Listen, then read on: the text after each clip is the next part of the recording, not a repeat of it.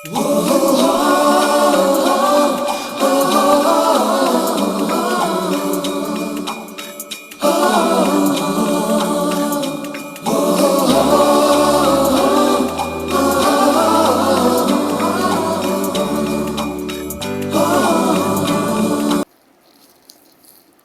વિદ્યાર્થી મિત્રો, ફરીથી આપ સૌનું હાર્દિક સ્વાગત છે ફિઝિક્સના વિડિયો લેક્ચરની અંદર. લાસ્ટ લેક્ચરની અંદર આપણે 12મા ધોરણની અંદર પાર્ટ 1માં ચેપ્ટર નંબર 1 વિદ્યુત ભાર અને વિદ્યુત ક્ષેત્ર આ ચેપ્ટરનો આપણે અભ્યાસ જે છે એ શરૂ કર્યો હતો અને એની અંદર આપણે અમુક પોઈન્ટ્સ જોયા હતા. તો એ પોઈન્ટ્સ આપણે એક વખત રિવાઇઝ કરી લઈએ. તો સૌથી પહેલાં જે છે એ આપણે એવું જોયું હતું કે ભાઈ વિદ્યુત ભાર જે છે એ શું છે, બરાબર. તો વિદ્યુત ભાર વિશે જે છે એ આપણે એવું સ્ટડી કર્યું હતું કે વિદ્યુત ભાર જે છે એ આંતરિક ગુણધર્મ છે, બરાબર, એટલે કે ઇન્ટ્રેન્સિક પ્રોપર્ટી છે, બરાબર. એની અંદર એના બે પ્રકાર જોયા હતા કે જેમાં ધન વિદ્યુત ભાર એટલે કે પોઝિટિવ અને ઋણ વિદ્યુત ભાર એટલે કે નેગેટિવ જે છે એના વિશે આપણે અભ્યાસ કર્યો હતો કે જ્યારે કોઈ એલિમેન્ટ જે છે એ ઇલેક્ટ્રોન જે છે એ ગુમાવશે ત્યારે એ ધન વિદ્યુત ભારિત બનશે. જ્યારે કોઈ એલિમેન્ટ છે એ ઇલેક્ટ્રોન મેળવે અથવા તો સ્વીકાર કરે ત્યારે એ ઋણ વિદ્યુત ભારિત બને છે. એની અંદર આપણે એક એક્ઝામ્પલ જે છે એ લીધો હતો કે બેઝિકલી NaCl વાળો, બરાબર, કે જેમાં Na જે છે એ એક ઇલેક્ટ્રોન લૂઝ કરીને પોતે પોઝિટિવ અને ક્લોરિન જે છે એ એક ઇલેક્ટ્રોન મેળવીને નેગેટિવ થાય છે, બરાબર. અને આ રીતે જે છે એ વિદ્યુત ભાર જે છે એના જે બે પ્રકાર છે એના વિશે આપણે અભ્યાસ કર્યો હતો. સાથે સાથે આપણે એ જોયું હતું કે જે સમાન વિદ્યુત ભારો હશે, બરાબર, એટલે કે અગર પોઝિટિવ પોઝિટિવ ઓર નેગેટિવ નેગેટિવ ચાર્જ હશે એટલે કે વિદ્યુત ભાર હશે તો એમની વચ્ચે અપાકર્ષણ બળ લાગશે. એટલે કે બંને વિદ્યુત ભારો જે હશે એ એકબીજાથી દૂર જશે, બરાબર. જ્યારે અસમાન વિદ્યુત ભારો હશે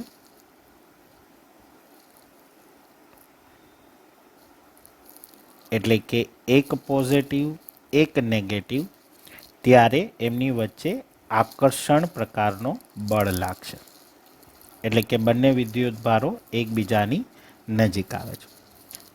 અને સાથે સાથે આપણે એ જોયું હતું કે જે કોઈ પણ પદાર્થ હશે, બરાબર, તો એના ઉપરનો વિદ્યુત ભાર જે છે એ વિદ્યુત ભાર એ પદાર્થ પોતે વિદ્યુત ભારિત છે કે નહીં, બરાબર, એ ચકાસવા માટે આપણે ઇલેક્ટ્રોસ્કોપનો યુઝ કરીએ છીએ. ત્યારે મેં તમને કીધું હતું કે ભાઈ ઇલેક્ટ્રોસ્કોપ છે એ તમારે નીટ અને JEEની અંદર જે છે એ આવે છે ડિટેલની અંદર. બોર્ડના સિલેબસની અંદર ઇલેક્ટ્રોસ્કોપ જે છે એ ઇન્ક્લુડ કરેલો નથી. તો અહીંયા સુધી જે છે એ આપણે અભ્યાસ કરેલો હતો. આજે જે છે એ આપણે આનાથી આગળ જે છે એ અભ્યાસ કરવાના છીએ. તો ટોપિક જે છે એ આપણો એ જ છે કે ભાઈ વિદ્યુત ભાર. હવે બેઝિકલી જે છે એ વિદ્યુત ભાર જે છે જેમ આપણે અભ્યાસ કરી ગયા કે ભાઈ એ ઇન્ટરનલ પ્રોપર્ટી છે, મતલબ કે આંતરિક ગુણધર્મ છે, બરાબર. અને એને માપવા માટે જે છે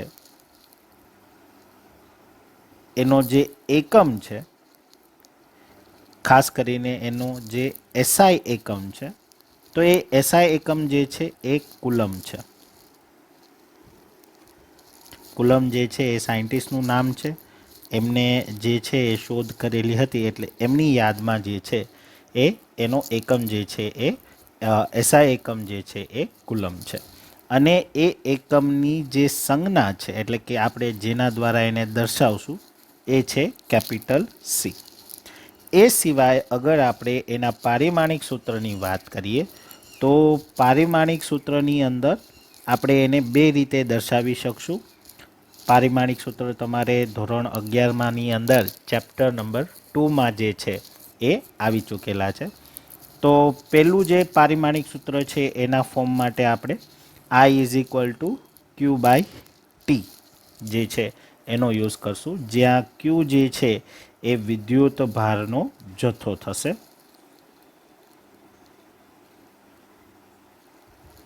તો એના માટે અગર આપણે વાત કરીએ તો ક્યુને અગર કરતા બનાવીએ તો I ઇન્ટુ ટી થઈ જશે, જ્યાં I જે છે એ આપણા માટે જે છે એ વિદ્યુત પ્રવાહ છે, જ્યારે ટી છે એ આપણા માટે સમય છે. તો વિદ્યુત પ્રવાહને જે છે એ આપણને ખ્યાલ છે કે આપણે એમ્પિયર દ્વારા જે છે એ એને દર્શાવી, મતલબ એની જે એકમ છે એ એમ્પિયર છે, જ્યારે સમયનો જે એકમ છે એ સેકન્ડ છે. હવે એની અંદર જ્યારે અગર એમ્પિયર જે છે એને મારે પારિમાણિક સૂત્રના ફોર્મમાં લખવું હોય તો હું કઈ રીતે લખી શકું? તો જો દળ માટે અહીંયા દળ જેવું કંઈ નથી એટલે m0 થઈ જશે. લંબાઈ નથી એટલે કે લંબાઈનો કોઈ એકમ નથી તો એનો પણ ઘાત 0 થઈ જશે. સમય છે એટલે સમય માટે જે છે એ આપણે શું લેશું? t1 લઈ લેશું. અને વિદ્યુત પ્રવાહ જે છે એ મૂળભૂત રાશિમાંનો એક છે, બરાબર? તો મૂળભૂત રાશિમાંનો એક છે એટલા માટે આપણને ખબર છે કે પારિમાણિક સૂત્રની અંદર આપણે મૂળભૂત રાશિના સિમ્બોલ યુઝ કરી શકીએ. તો વિદ્યુત પ્રવાહ માટે જે છે એ આપણે એમ્પિયરના બેઝ ઉપરથી a⁻1 જે છે એ લખી શકશું. તો જે આ આપણને મળ્યું, બરાબર છે, તો એ જે છે એ આપણા માટે પારિમાણિક સૂત્ર થઈ જશે જે વિદ્યુત ભાર માટે યુઝ થાય છે. હવે એવી જ રીતે અગર માની લ્યો કે વિદ્યુત ભારને તમારે ડાયરેક્ટલી કુલમના ફોર્મમાં દર્શાવવું હોય તો એ પણ તમે દર્શાવી શકો છો. તો એના માટે પારિમાણિક સૂત્ર જે છે એ શું થઈ જશે? m0 l0 t0 અને વિદ્યુત ભાર માટે આપણે q⁻1. તો આ રીતે પણ જે છે આપણે પારિમાણિક સૂત્રના ફોર્મની અંદર વિદ્યુત ભાર જે છે એને દર્શાવી શકીએ. તો અત્યાર સુધી જે છે એ આપણને ખ્યાલ આવી ગયો કે ભાઈ વિદ્યુત ભાર જે છે એને સંજ્ઞાના સ્વરૂપમાં જે છે એ કેપિટલ ક્યુ જે છે એ દર્શાવાય, વિદ્યુત ભારને કેપિટલ ક્યુથી દર્શાવાય, બરાબર? અને જે એનો એકમ છે એ કુલમ છે, બરાબર? તો કુલમ જે છે એને દર્શાવવા માટે આપણે સીનો યુઝ કરીએ છીએ. હવે બેઝિકલી જે છે એ આપણને ખ્યાલ છે કે ભાઈ વિદ્યુત ભાર છે એ બે પ્રકારના છે. એક છે ધન એટલે કે પોઝિટિવ વિદ્યુત ભાર અને એક છે એ છે ઋણ એટલે કે નેગેટિવ વિદ્યુત ભાર. હવે આપણે ધોરણ 10માની અંદર જે છે એ વિદ્યુત ભારનું મૂલ્ય જે છે એના વિશે અભ્યાસ કરેલો છે. તો વિદ્યુત ભારનું મૂલ્ય અહીંયા ખાસ આપણે યાદ રાખવાનું છે.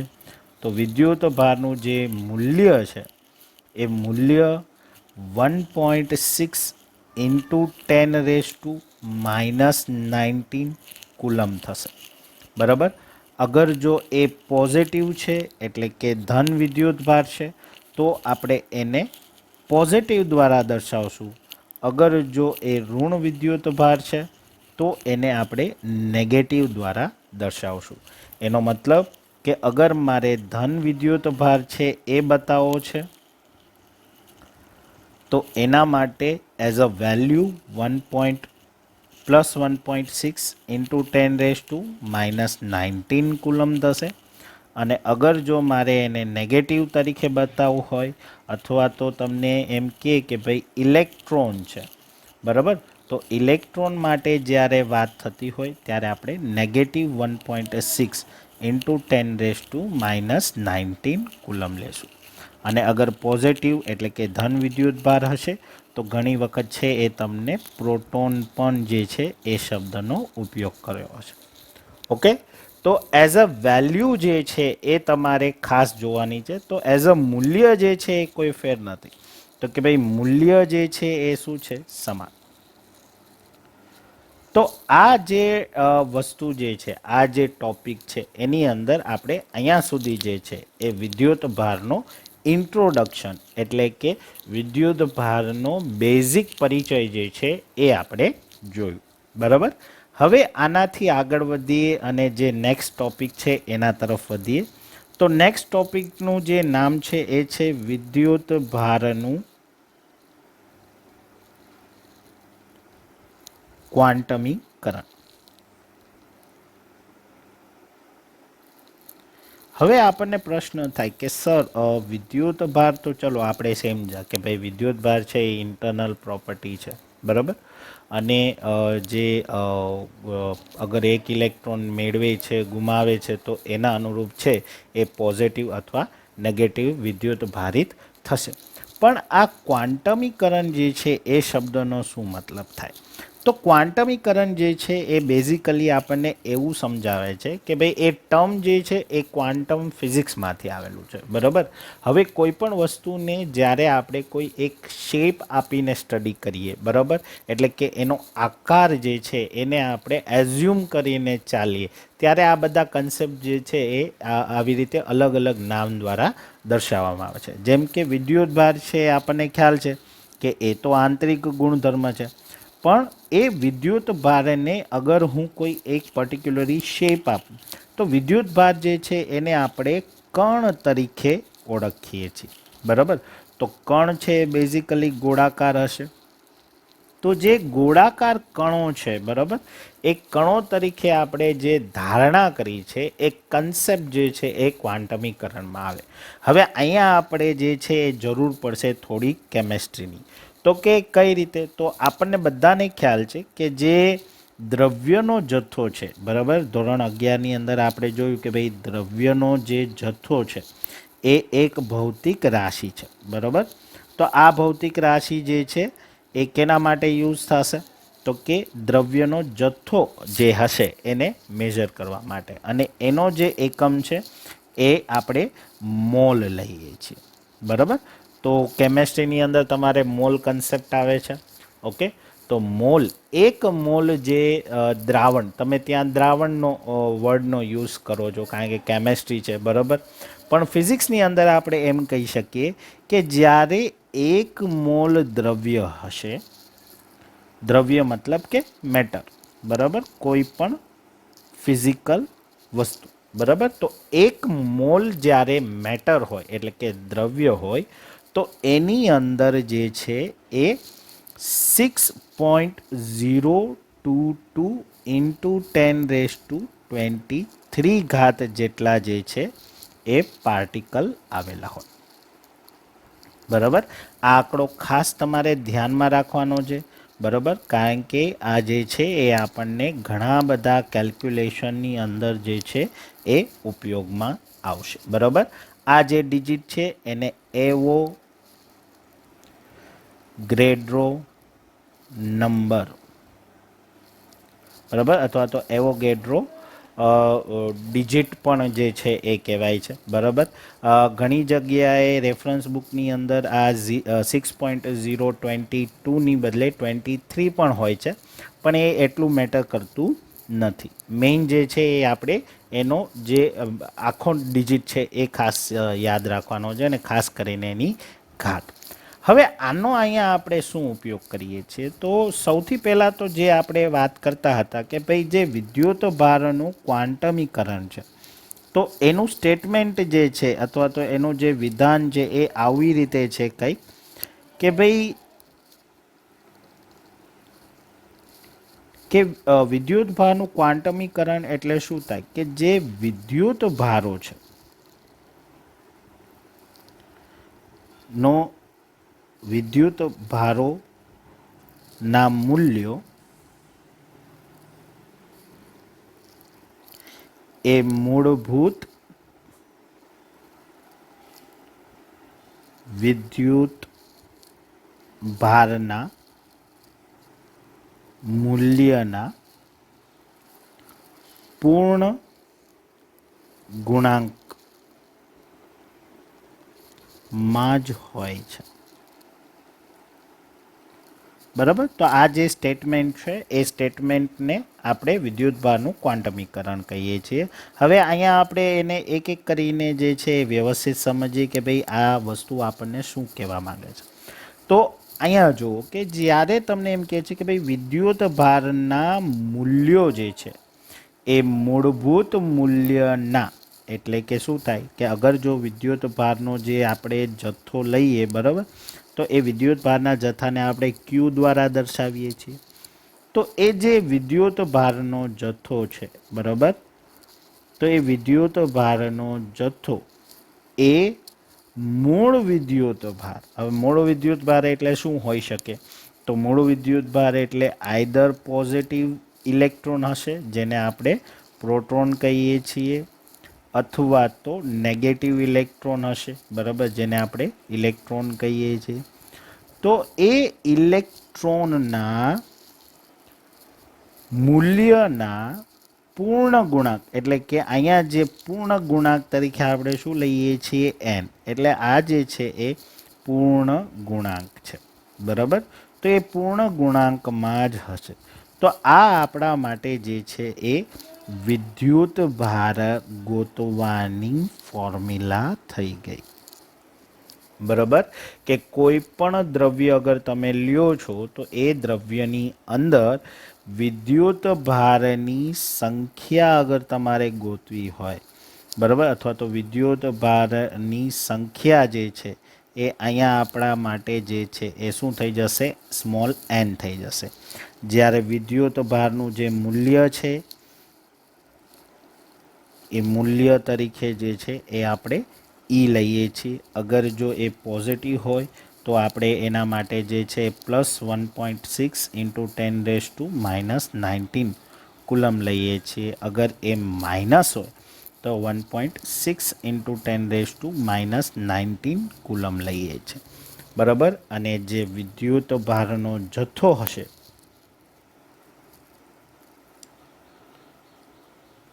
તો એ તમારા માટે કેપિટલ ક્યુ થઈ જશે. તો આ જે સ્ટેટમેન્ટ છે કે ભાઈ વિદ્યુત ભારોના મૂલ્ય, બરાબર, એટલે અહીંયા તમે જે છે મૂલ્યોની બદલે જથ્થો વર્ડ પણ જે છે યુઝ કરી શકો કે ભાઈ વિદ્યુત ભારનો જથ્થો એ મૂળભૂત વિદ્યુત ભારના મૂલ્યના પૂર્ણ ગુણાંકમાં જ હોય છે. એટલે કોઈ પણ મેટર, એટલે કે કોઈ પણ પદાર્થ હશે એની અંદર જો અગર તમારે વિદ્યુત ભારનું મૂલ્ય શોધવું હશે અથવા તો એને ફાઇન્ડ કરવું હશે, બરાબર, તો તમે આ ફોર્મ્યુલાની હેલ્પથી શું કરી શકશો?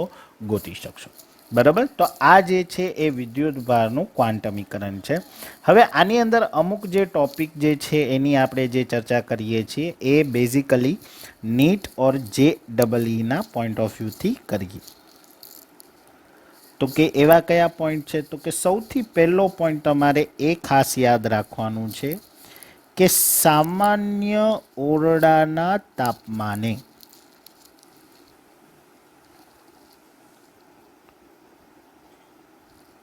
બરાબર જે દ્રવ્ય હશે એ વિદ્યુતની દ્રષ્ટિએ તટસ્થ હશે, બરાબર. તટસ્થ એટલે તો કે એની ઉપર પરિણામી વિદ્યુત ભારનો જથ્થો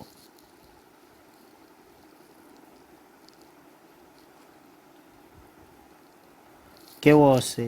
0 હશે, બરાબર.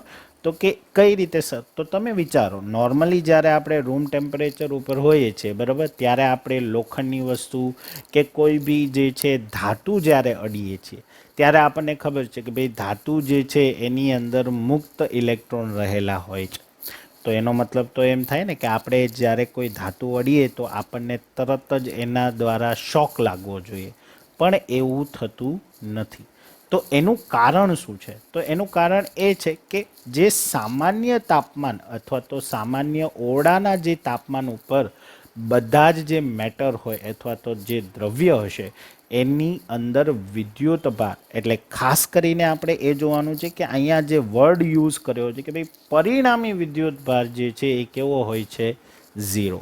એટલે કે તમે વિચારો કે જે વસ્તુ એને એટલે કે સોડિયમમાં હતી, ભાઈ પહેલાં સોડિયમ જે છે એ 281 આ રીતે હતું, બરાબર. તો આ જે છે એ નોર્મલ રૂમ ટેમ્પરેચર ઉપર હોય છે, એટલે કે જે ઓરડાના તાપમાનની વાત કરી તો એ ઓરડાના તાપમાનમાં જે છે ત્યારે આ કન્ડિશન હોય. અગર જો તાપમાનમાં ફેરફાર થાય એટલે શું થશે કે એનર્જીના ફોર્મમાં જે એક ઇલેક્ટ્રોન છે એ જતો રહેશે અને એક ઇલેક્ટ્રોન એ ગુમાવશે, એટલે પછી જે છે એ શું થાય છે, એને પ્લસ થાય. એટલે કે પછી એની અંદર શું થાય છે, એ ધન વિદ્યુત ભારિત થાય છે. તો આ રીતે જે છે એ ફર્સ્ટ પોઈન્ટ આપણે ખાસ સમજવાનો છે કે ભાઈ સામાન્ય રીતે ઓરડાના તાપમાને દરેક જે દ્રવ્ય હશે એ વિદ્યુતની દ્રષ્ટિએ કેવો હશે, તટસ્થ હશે, બરાબર. હવે સેકન્ડ વન થિંગ કે ભાઈ આપણને એમ થાય કે સર આપણને કેમ ખબર પડે કે ભાઈ પ્રોટોન જે છે એ પ્લસ તરીકે કઈ રીતે કામ કરે છે અને જે ઇલેક્ટ્રોન છે તો એ જે છે એ માઇનસ કઈ રીતે માઇનસ તરીકે કઈ રીતે કામ કરે છે. તો એના માટે જે છે અહીંયા આપણે એક વસ્તુ સમજીએ કે આપણને ખબર છે કે ભાઈ જે આખું યુનિવર્સ છે એ બે વસ્તુથી બની છે, એક તો દ્રવ્ય અને એક વિકિરણ, બરાબર. જે આખું બ્રહ્માંડ છે એ આ બે વસ્તુથી બનેલું છે. એ આપણે ધોરણ 11ની અંદર જે છે એ ફર્સ્ટ ચેપ્ટરમાં શીખી ગયા. તો દ્રવ્ય અને વિકિરણની અંદર આપણે અગર જો વાત કરીએ દ્રવ્યની, બરાબર, તો દ્રવ્ય જે છે એ શેનું બનેલું છે, તો કે ભાઈ આપણને ખબર છે કે ભાઈ અણુનું બનેલું છે. અણુ છે એ શેનું બનેલું છે, કે તો કે ભાઈ પરમાણુનું બનેલું છે. અને પરમાણુ જે છે એ શેનું બનેલું છે, તો કે ભાઈ પ્રોટોન, ન્યુટ્રોન, એ એના કેન્દ્રમાં આવેલા હોય, એટલે એ જે જ્યાં હશે એને આપણે બેઝિકલી ન્યુક્લિયસ કહીએ છીએ, બરાબર. અને ન્યુક્લિયસની આસપાસ છે એ ઇલેક્ટ્રોન જે છે એ શું કરતો હોય, ભ્રમણ કરતો હોય. તો આટલી વસ્તુ જે છે એ આપણને ખબર છે, બરાબર. પણ આપણને એ નથી ખબર કે ભાઈ પ્રોટોન અને ન્યુટ્રોન જે છે એ પણ કોઈ મેટરથી બને, મતલબ કોઈ વસ્તુથી બનેલા હોય છે. તો એ જે છે એ માસ્ટર ડિગ્રીની અંદર આવે, પણ અહીંયા આપણે જસ્ટ એક નાનકડો એવો ખ્યાલ લેવાનો છે, જેથી કરીને આપણને ખબર પડે કે ભાઈ પોઝિટિવલી ચાર્જ કઈ રીતે થાય છે અને નેગેટિવલી ચાર્જ કઈ રીતે થાય છે. તો પ્રોટોન અને ન્યુટ્રોન જે છે એ ક્વાર્ક્સ નામના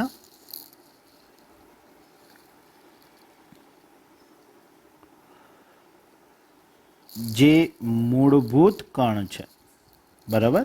ક્વાર્ક્સ નામના જે મૂળભૂત કણો છે એ મૂળભૂત કણોના બનેલા છે, બરાબર. હવે આપણને પ્રશ્ન થાય કે સર ક્વાર્ક્સ એટલે શું થાય, તો ક્વાર્ક્સ એટલે તમારે અત્યારે બેઝિક લેવલ ઉપર સમજવું હોય તો તમે એમ સમજી શકો કે ક્વાર્ક્સ છે એ કંઈ જ નથી, પણ જ્યારે કોઈ મેટર અથવા તો કોઈ કણની અંદર ઉર્જા અને પ્લસ પોતે એ કણ હોય ત્યારે એને આપણે ક્વાર્ક્સના ફોર્મમાં લઈ શકીએ, બરાબર. તો એ ક્વાર્ક્સ જે છે એ જનરલી જે કણ છે, બરાબર, એને એ પ્લસ ઉર્જા, તો એ બંને વસ્તુઓ મળીને જ્યારે સ્પિન ગતિ કરતી હોય ત્યારે એ સ્પિન ગતિના હિસાબે એની અંદર જે છે એ અમુક દોલનો જે છે એ થતા હોય છે, અને એ દોલનોના મૂલ્યો ઉપરથી આપણે એની અંદર જે છે એ ક્વાર્ક્સ જે છે એ કેલ્ક્યુલેટ કરી શકીએ.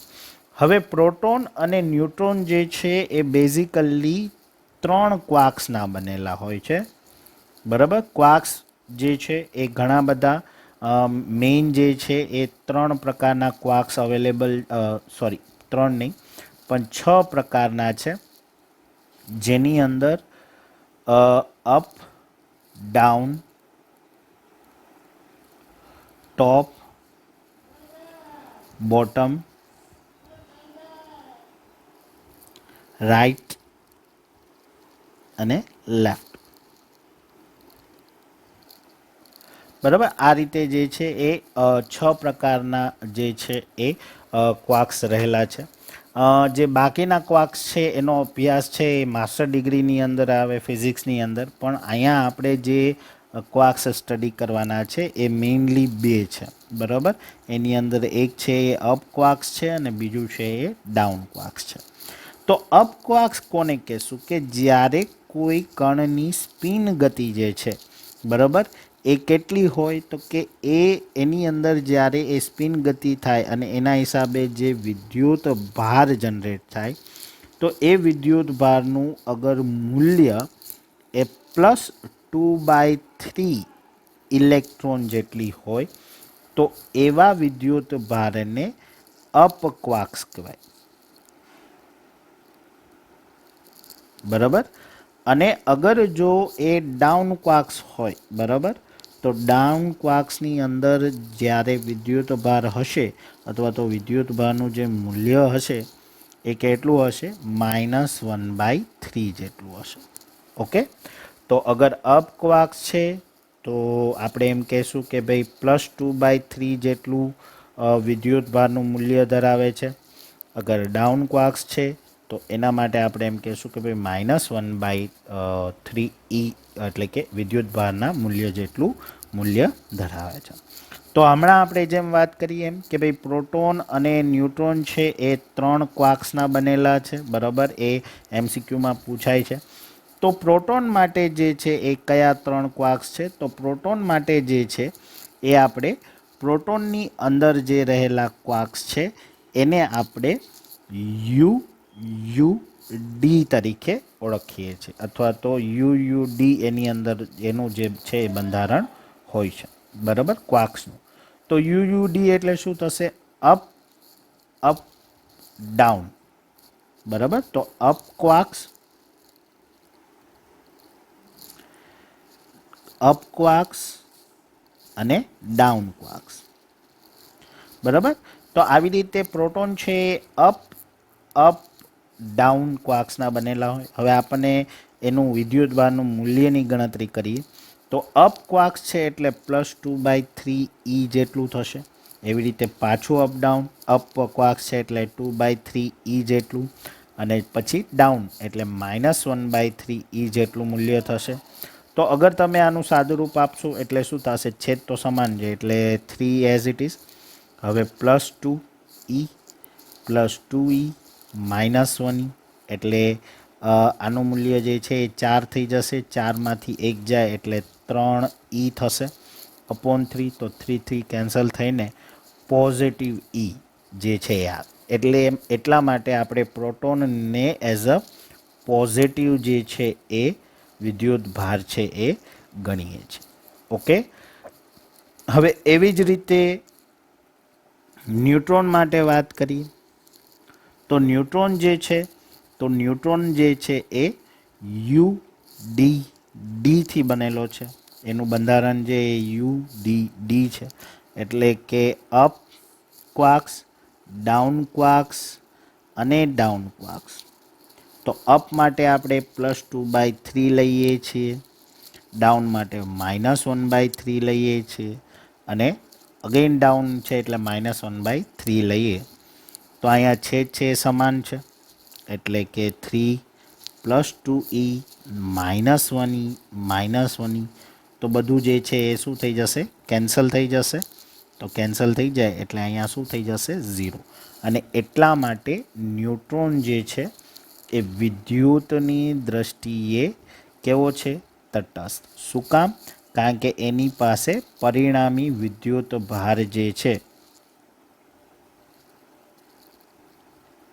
નું મૂલ્ય જે છે એ કેટલું છે, 0, બરાબર. અને એની ગણતરી આપણે જોઈ. તો આ રીતે જે છે એ આખું જે વિદ્યુત ભારનું ક્વાન્ટમીકરણ છે એની અંદર જે નીટ અને JEE પોઈન્ટ્સ છે એ આપણે જોયા. ખાસ કરીને જે પોઈન્ટ છે કે ભાઈ ઓરડાના તાપમાને જે છે એ વિદ્યુતની દ્રષ્ટિએ દ્રવ્ય છે કેવા હોય, તટસ્થ હોય, એ પૂછાય છે. પ્લસ પ્રોટોન માટે જે છે એ ક્વાર્ક્સની રચના પૂછાય છે, અને ન્યુટ્રોન માટે છે એ ક્વાર્ક્સની રચના પૂછાય છે. ઓકે. તો આ રીતે જે છે એ આખું વિદ્યુત ભારનું ક્વાન્ટમીકરણ જે છે એ આજે આપણે જોયું. આજે અહીંયા સુધી રાખીએ. નેક્સ્ટ વિડીયો લેક્ચરમાં આપણે આનાથી આગળ જે છે એ આપણે અભ્યાસ કરશું. થેન્ક યુ વિદ્યાર્થી મિત્રો.